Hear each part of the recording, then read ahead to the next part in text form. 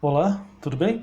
Vamos continuar conversando sobre a crise da Ucrânia, só que hoje na perspectiva ali do tio Sam, tá? Porque quem ainda não assistiu, anteriormente eu fiz um vídeo falando sobre a crise da Ucrânia, só que enfatizando ali a perspectiva russa, né? Ali o Putin como o ator principal. Hoje eu pretendo falar do outro lado, né? O lado norte-americano, então dando ênfase ali principalmente ao Biden como ali o ator principal desse vídeo de hoje. Quando o republicano George Bush, né, o Bush pai, fez lá o acordo de cavalheiros com o último líder soviético, o Mikhail Gorbachev, né, no sentido de que os Estados Unidos, através da aliança militar do Atlântico Norte, que é a OTAN, não avançaria sobre as fronteiras russas. Tá? Muitas pessoas, né, consideraram que a tão sonhada coexistência pacífica entre Washington e Moscou, entre a Casa Branca e o Kremlin, finalmente, né, tinha chegado. Até mesmo porque, né, havia se chegado ao fim a União das Repúblicas Socialistas Soviéticas e contemporaneamente também ali a queda do Muro de Berlim, então as condições pareciam ser favoráveis a isso. Mas, né, não fazendo ali o trocadilho, dessa vez, né, não se esqueceram de combinar com os russos, porém esqueceram de combinar com os democratas. Tá? Então é por isso que eu sempre me refiro a esse conflito entre Estados Unidos e Rússia como um conflito ali entre os democratas e Moscou. Tá? E é por isso que eu estou fazendo esse vídeo aqui hoje, né? Para ver quais são ali as ações e posturas nessa crise da Ucrânia a partir de uma perspectiva Yankee, né? Do tio Sam, comparando ali os republicanos e os democratas. Para a gente entender melhor isso, vamos revisar um detalhe aqui que é muito importante. O financiamento das campanhas presidenciais norte-americanas. Tá?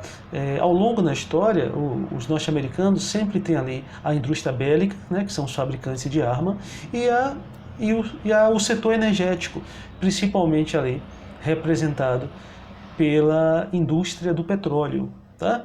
E principalmente a partir do fim da Guerra Fria, nós temos visto ali os democratas muito mais próximos ali dessa indústria bélica, né? E os republicanos mais próximos ali do setor energético, né? Ou seja, ali da indústria petrolífera. Tanto que os texanos têm uma força e influência muito grande dentro do partido dos republicanos. Tá? Mas qual a importância disso? A importância disso é que este é um fator que impacta bastante o tipo de política externa que democratas e republicanos vão ter. Tá? Se o principal financiador das campanhas democratas é a indústria bélica, significa que durante a sua gestão, os democratas vão estimular diversos conflitos armados, diversas guerras ao longo do planeta, para que, né, a indústria bélica venda armas e tenha o retorno financeiro gasto ali na campanha. E aí os democratas se direcionam, né, ali, por exemplo, para o leste europeu, na tentativa de provocar a Rússia e manter esse tipo de conflito. Já os republicanos, muito mais recentemente, na história recente, mais relacionado ali com a indústria petrolífera, ignora essa questão do leste europeu e volta suas atenções para o Oriente Médio e os demais países árabes ali, fornecedores, né, de petróleo, no sentido de adotar ali uma política externa que mantenha a hegemonia, né, e privilégios econômicos do setor petrolífero norte-americano. Tá? Então, a partir daí, nós podemos fazer agora uma breve retrospectiva dos últimos governos democratas, a partir ali, tomando como ponto de referência ali o fim da Guerra Fria, da União Soviética e a queda do Muro de Berlim. Então vamos chegar ali na era Clinton. Tá? Então, o que é que aconteceu lá na década de 90 ali? Na gestão do presidente democrata Bill Clinton. Então, Clinton tinha ali, naquele momento, havia uma ocorrência de violência relacionada ao uso de armas muito grande no final da década de 90 nos Estados Unidos, né? Atentados, principalmente aqueles atentados em escolas, em locais de trabalhos, né? Como, por exemplo, ali, Columbine, Fahrenheit, e isso gerou ali uma pressão interna para uma maior rigidez e restrição sobre o porte e venda de armas nos Estados Unidos. Né? Isso, claro, que afetaria ali a indústria bélica, que passaria a pressionar então o Clinton para que gerasse, já que essas armas não estavam sendo vendidas internamente, precisava então fabricar guerras para que a indústria bélica recuperasse esse dinheiro perdido, né? Já que eles tinham financiado a campanha dos democratas. Nesse momento também foi descoberto, né, aquele caso extraconjugal do Clinton com a sua secretária, a Monica Lewinsky, e inclusive o processo de impeachment chegou a ser iniciado, e Clinton precisava também de um evento que tirasse a atenção desse processo de impeachment, né, e o que seria favorável para ele.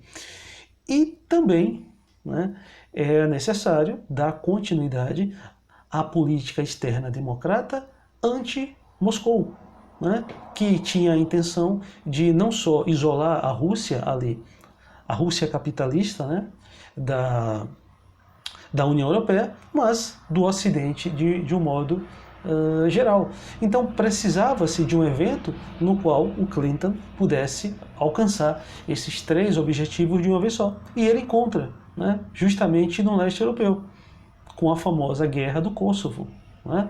No momento em que um ditador sérvio, o Slobodan Milosevic, adota uma grave e desumana política de purificação étnica, né, e genocida também sobre os albaneses, né, que eram povos que são de origem árabes e que vivem ali em regiões eslavas como o Kosovo, o Clinton então aí tem a oportunidade, né, de gerar uma guerra e dar o retorno financeiro ali à indústria bélica, gerar uma guerra e tirar ali os holofotes do processo de impeachment e o caso extraconjugal que ele teve, e também se aproximar do leste europeu e pressionar e provocar ali a Rússia, né, na sua política externa anti-Moscou. Então, nesse momento, Clinton é o primeiro democrata a levar a OTAN ao leste europeu.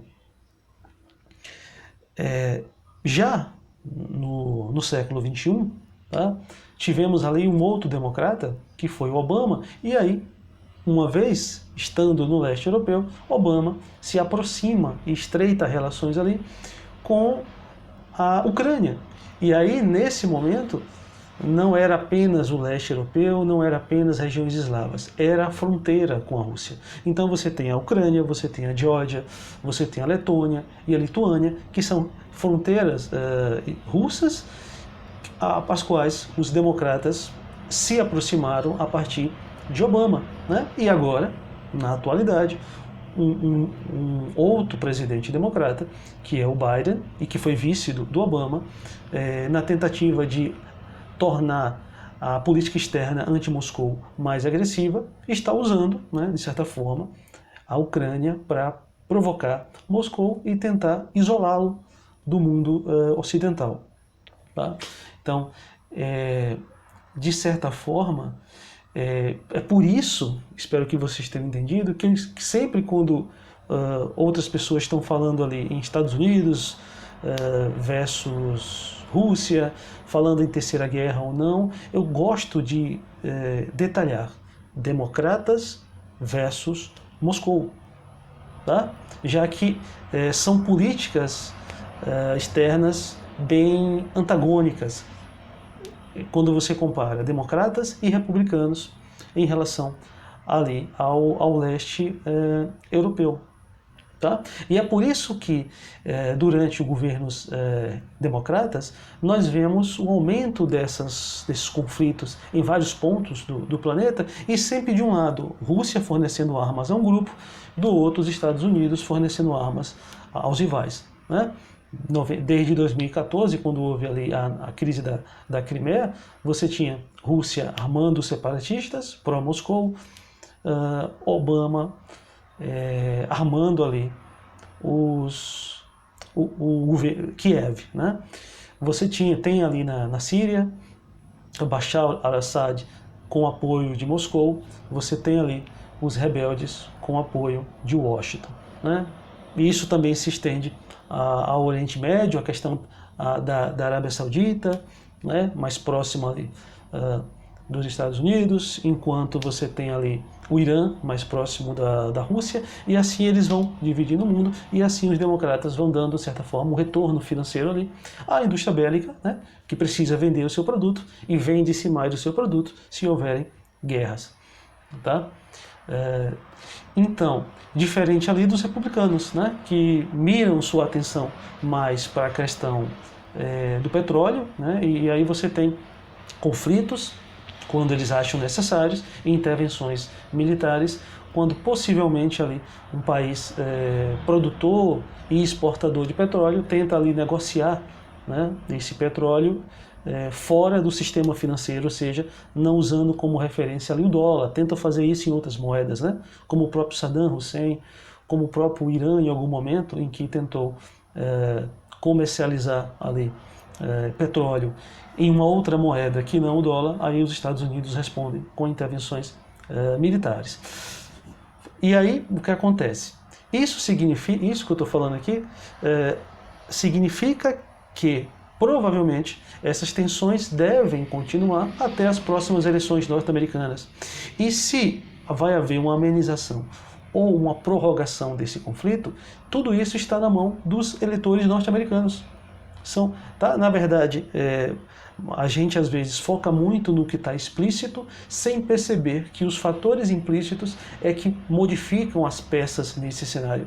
Então, embora Putin seja lá o chefe de governo, né, de Estado ali, forte da Rússia, embora Biden, né, seja ali o presidente mais poderoso ali do planeta, quem realmente tem o poder nesse momento de mudar isso são os eleitores norte-americanos.